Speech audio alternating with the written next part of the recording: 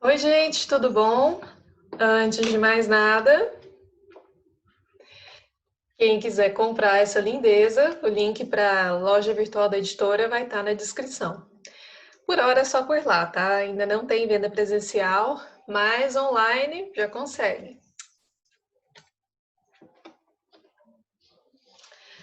Então, tema de hoje, aposto que já está agradando muita gente, né? Mas saibam que ele é bem mais complexo, difícil de entender em alguns momentos do que parece.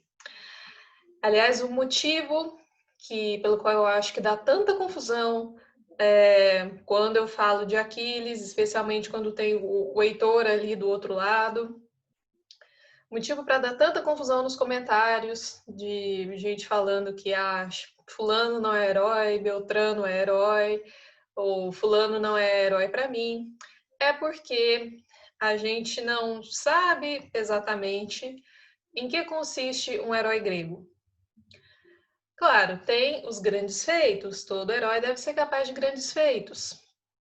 Tem, mas em mais de uma ocasião, um pai ou mãe que é divino, né, o que faz do herói um semideus. Então tem esses aspectos que a gente conhece, mas tem outros que não são explorados, na verdade, por filmes, por séries e por aí vai. E em parte, né, por causa disso, muitas pessoas não sabem o que mais vai na composição de um herói. Então, quando tantas pessoas rejeitam uma tal figura que nos mitos é herói e dizem, não, para mim não é herói, isso não é herói, é preciso entender por que aquela figura é um herói nos mitos. O que faz parte ali do imaginário grego que faz com que X ou Y seja herói. Ou seja, é preciso entender os heróis da Grécia Antiga não com a nossa régua do que é um herói, mas com a régua da própria Grécia Antiga. E isso às vezes é bem complicado, porque por mais que a figura pareça familiar, como eu já falei, né? Por mais que a gente ache que sabe o que é um herói grego, era outra forma de pensar, outra forma de conceber essa figura no caso do herói. Então é preciso perguntar para os próprios gregos o que é o herói deles. Então vamos lá, segure-se, respirem fundo, porque essa viagem fica estranha em alguns momentos. Então, aliás, eu queria dizer também que eu entendo por que tantas pessoas preferem o Heitor. Não tem como eu falar Aquiles aqui sem vir alguém falar de Heitor. O que é natural, né? Já que os dois são os dois grandes caras da Ilíada. Eu entendo por que tantas pessoas preferem o Heitor.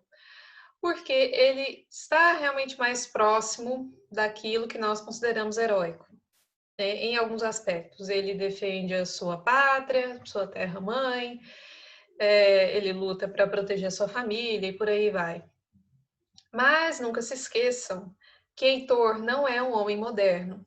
Então, ele não corresponde em tudo ao que a gente pensa como heróico, tá? Entendeu? Eu entendo a preferência de vocês, podem continuar com ela, mas lembrem-se que é outra época, tá? Heitor, Aquiles e todo mundo lá são figuras de outra época, criadas e pensadas para outra época. Então, quando a gente faz as nossas análises sobre eles, nós estamos projetando as nossas expectativas, as nossas crenças sobre figuras muito antigas. Então, de novo, para entender, né, esse povo, é preciso perguntar para esse próprio povo, saber o que eles pensavam e o que ia nessa composição de herói, tá? Então aqui eu não vou falar mais do Heitor, porque ele é troiano, não é grego, né? Então eu me abstenho de fazer a análise dele. Vou ficar só com os gregos mesmo. Bom, se o herói grego não é a mesma coisa que o nosso herói moderno, então o que ele é? Eu vou apresentar algumas coisas que eu achei para vocês. Como eu falei no título, isso é só um ensaio, tá? É só o começo de uma conversa. para instigar vocês, deixar aquela curiosidade aí mordendo, para vocês próprios também irem pesquisar depois. Mas uma coisa desconfortável e que, no entanto, é fundamental saber, talvez quem tenha olhado para os mitos com mais atenção já tenha percebido isso, é que o herói grego nem sempre é a melhor pessoa. Vamos lá para Aquiles, que ele é muito bom para exemplificar isso, né? O Aquiles se retira da luta por uma questão pessoal, ele prejudica o exército grego até um ponto quase sem volta. Depois, para vingar a morte do Patroclo, ele toca o terror mesmo, né, no campo de batalha, uma carnificina imensa. Por fim, até os deuses têm que intervir quando ele se recusa a devolver o corpo de Heitor. E ainda assim ele é um herói, tá? Por definição dos gregos, Aquiles é um herói. Mas então, como isso é possível? Ou então, como é possível que Odisseu, que mente tanto, que mata Palamedes, que foi o responsável por ter descoberto o truque dele, né, de se fingir de louco para não ir para a guerra, Odisseu arma uma vingança fria, calculada para matar Palamedes depois. Enfim, né? Porque personagens que para nós são tão controversos, que com as ações difíceis de justificar, são heróis, independente da nossa opinião sobre eles. Porque o herói grego, não está obrigado a ser moralmente perfeito. Ele não tem que estar acima das outras pessoas no quesito virtude. Então, eu vou até deixar o link para um texto uma entrevista do Christian Werner, na verdade é ele com outros professores, em que ele diz que nem sempre um herói é a pessoa que você gostaria de ter por perto. E ainda assim coisas ruins podem acontecer. Então é muito legal, vão lá dar uma olhada depois. Quer dizer, diferente do nosso herói, da nossa ideia de herói, o herói grego, em termos de conduta, não é muito diferente de uma pessoa comum. Então, ele pode se irar, ele pode matar, ele pode prejudicar muitos outros, ele pode violar as pessoas, que ainda assim ele continua sendo um herói. Não se espera dele ser virtuoso o tempo todo. Assim como também não se espera que ele viva em função de ajudar as pessoas, que é um traço básico do nosso herói, né? A gente espera que o herói, mesmo que seja imprevisto, né, uma pessoa comum que foi resgatar alguém, por exemplo, mas a gente espera do nosso herói essa noção forte de solidariedade, né, de estar ali para ajudar o próximo, mesmo que seja uma situação muito arriscada. É por isso que a gente fala, por exemplo, que bombeiro é um herói, porque ele dedica a sua vida a ajudar os outros, mesmo em situações de alto risco. Então, deixe isso aqui conosco e olhe para o herói grego. Ele não é moralmente perfeito, como eram os heróis da ficção há, não sei, 50 anos atrás, como era lá o Superman das antigas, né? Ele era bom, ele era moralmente elevado, vivia de ajudar os outros, né? Eu sei que hoje a situação é outra, os heróis estão mais complexos, mas pensando, né, nesses heróis aí, década de 60, por aí vai, era isso, né? Era o lado bom, era o mocinho contra o vilão, que era mau e pronto. Então, quando vocês vêm me perguntar nos comentários se Aquiles é herói ou vilão, bandido ou mocinho, não pensem mais nessas categorias, né? Não pensem nessa dicotomia a que nós estamos acostumados, porque o herói grego é outra coisa. Não é um 8 ou 80, tá? Isso que eu disse, né, do herói estar sujeito às mesmas emoções, às mesmas condutas ruins ou, no mínimo, duvidosas, não quer dizer que ele seja mau. Significa apenas que, a nível de conduta, ele é como as outras pessoas, mas como ele está ali em posição de destaque, né, as más ações dele, obviamente, são amplificadas. Mas é isso, não se espera do herói grego um exemplo de conduta, certo?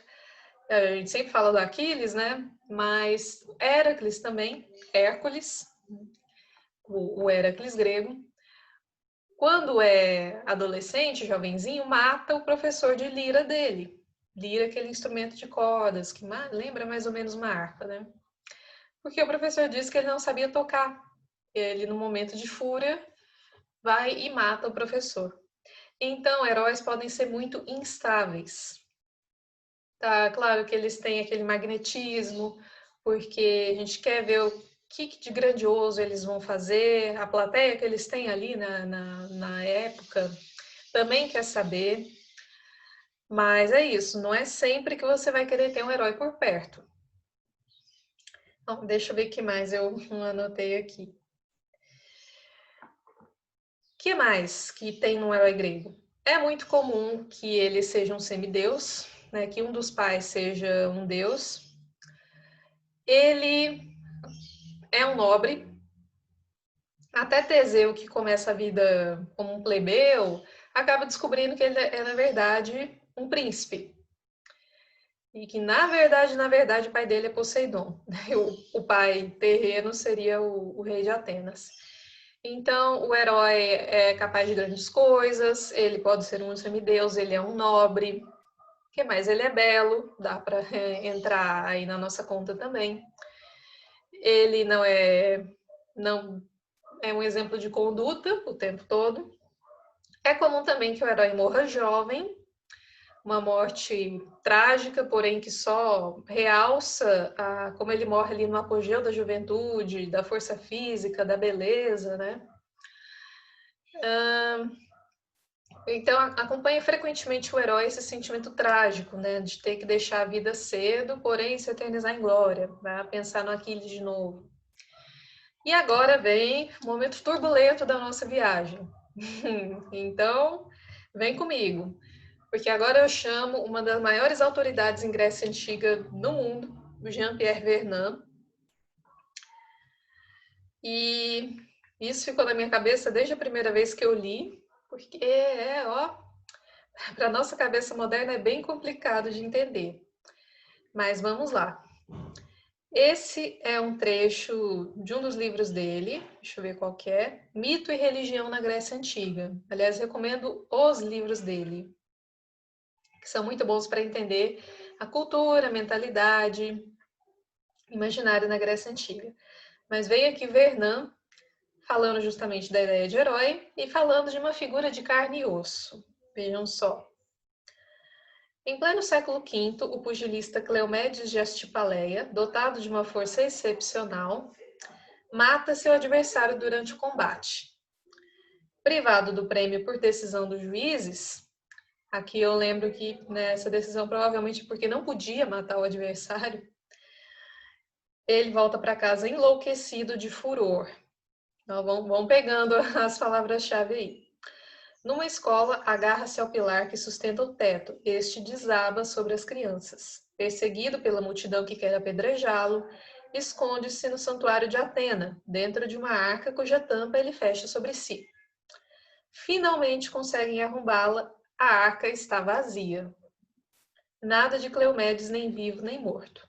Consultada, a Pítia, a sacerdotisa do oráculo de Delfos, recomenda instituir um culto heróico em homenagem a esse pugilista, colocado acima do comum por sua força, sua fúria, seus malefícios, sua morte.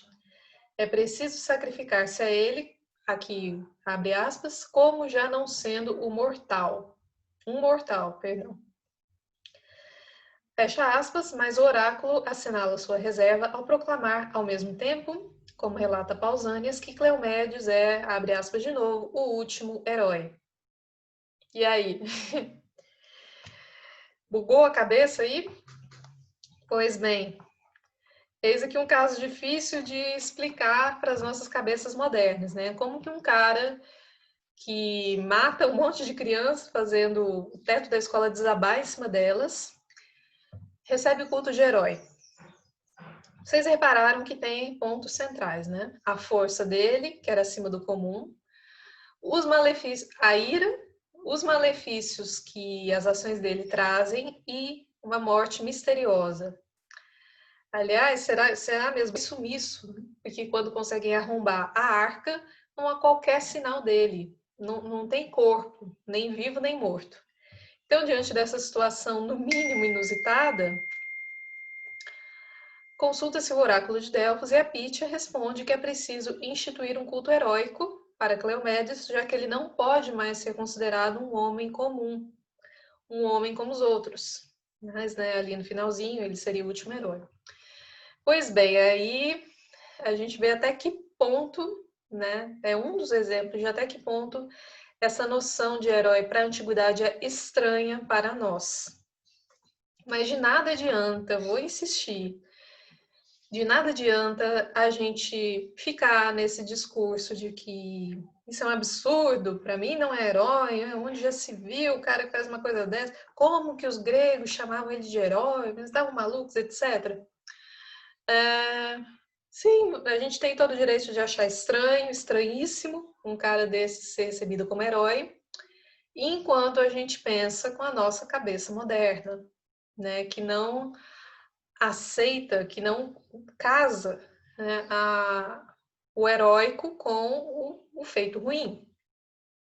No entanto, quando a gente está aqui olhando para os gregos, tentando entender o que eles entendem por herói, aí é outro tipo de sentido que precisa aparecer. Se a gente entende que um herói grego não é um exemplo de excelência moral e que os critérios, né, para alguém se tornar herói são diferentes, aí começa a fazer mais sentido. Por que Cleomedes? Por que Aquiles? Por que Odisseu? Por que figuras controversas ainda assim são heróis?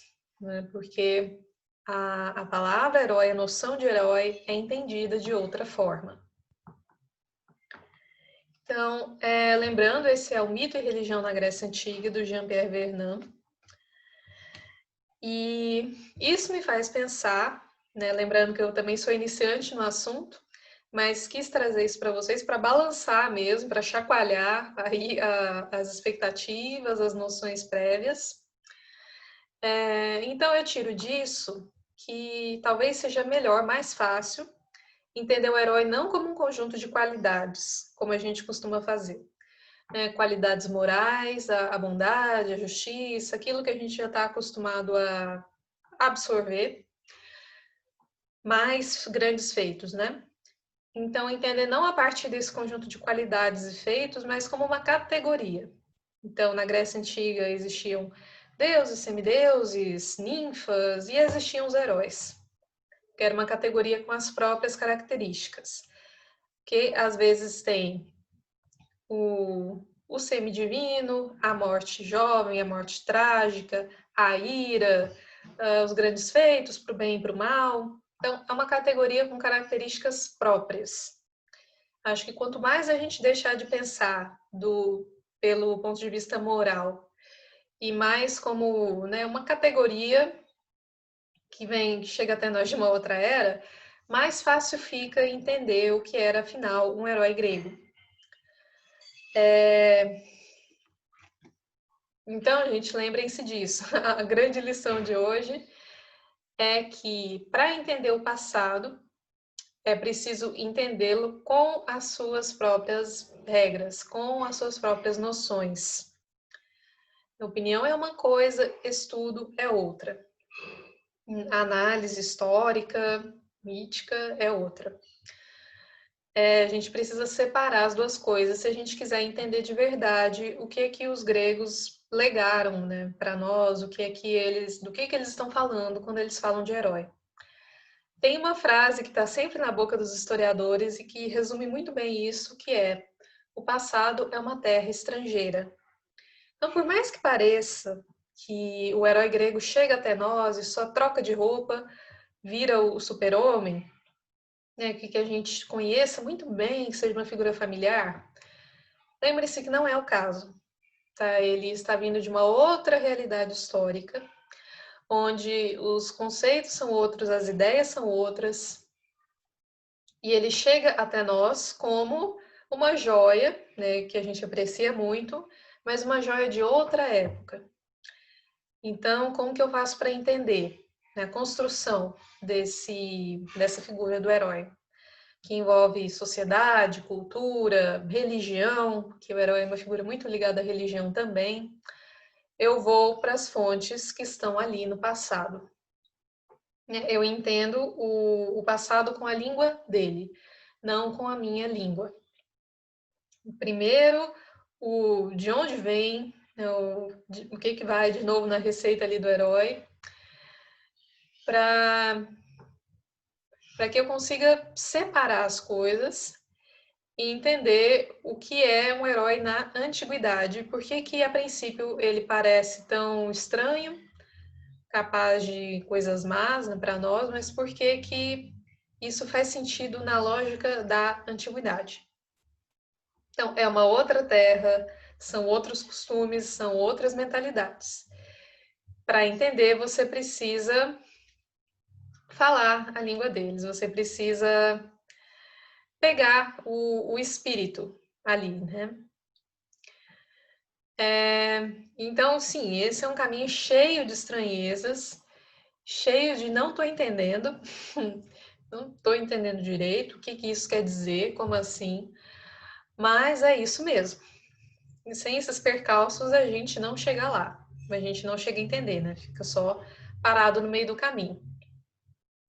Então, e ainda mais que é uma realidade muito recuada no tempo, né? Grécia antiga, não é nem Grécia moderna. É aí que a gente precisa se esforçar mesmo para nos despir, né, das nossas concepções, dos nossos preconceitos também, e entender do que a Grécia Antiga estava falando, né? Como que ela entendia as coisas, entendia o próprio imaginário, como que esse imaginário é feito. Então, se parece que dá trabalho, é porque dá trabalho mesmo, mas é muito recompensadora. A recompensa é muito grande quando a gente chega a entender e ver como é estranho, mas como é maravilhoso essa alteridade, né? Esse olhar para o outro e conseguir entender o outro nos próprios termos dele. Então a gente tem algo muito diferente, mas algo muito instigante também. Acho que até falei demais um pouco. Mas é isso, lembrem-se, o passado é uma terra estrangeira, então a viagem até lá, né, para entender, é longa, é difícil em alguns momentos, mas é sempre gratificante, né, entender de onde vem, como e por quê. Se isso te fizer abrir mais a cabeça, né, para a gente não ficar impondo a nossa lógica nem ao presente, nem ao passado, ótimo, que esse é o maior objetivo da jornada, entender as outras lógicas que existem. Bom, gente, é isso, eu acho, por enquanto, né? Quando eu tiver novidades, quando eu souber mais sobre o herói grego, que é fascinante, né? Mesmo quando começa a ficar um pouco estranho, a gente acha uma estrada meio turbulenta, mas é sempre fascinante. Aí eu volto. Me contem o que vocês entendem, o que vocês sabem de heróis gregos também, ou de outras culturas da antiguidade. E até a próxima. Tchau!